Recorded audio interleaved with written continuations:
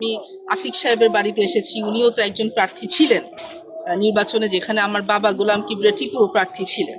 দেখেন, আমার বাবা আমাদেরকে শিখিয়েছে সবসময় সৎ থাকা, এবং আমার বাবার যে নীতি, হ্যাঁ, একটা নীতি হলো আমরা প্রতিহিংসার রাজনীতি করি না।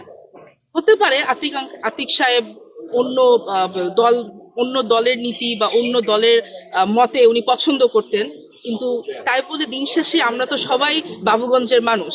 আমি তো স্যারের কাছে, মাস্টার সাহেব উনি খুবই সম্মান, রেসপেক্টেবল একজন ব্যক্তি এবং আমাদের এখানকার ভোটার একজন সিনিয়র, আমি ওনার কাছে আসতেই পারি।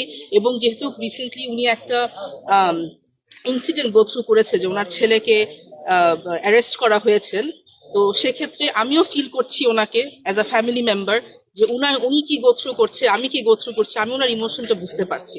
আমি সেক্ষেত্রে এসেছি। এখানে কোনো প্রতিহিংসা নাই যে উনি আমার বাবার প্রতিদ্বন্দ্বী ছিলেন বলে আমি ওনার বাসায় আসবো না।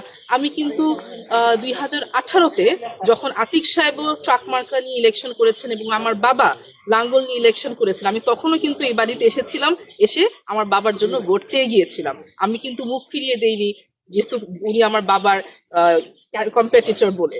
আমি সেটাতে বিশ্বাস করি না। আমি বিশ্বাস করি আমরা একটা সুস্থ, সুন্দর, ফেয়ার নির্বাচন করব। সেক্ষেত্রে লাঙ্গল মার্কায় ভোট দিবেন, আমার বাবাকে জয়যুক্ত করবেন।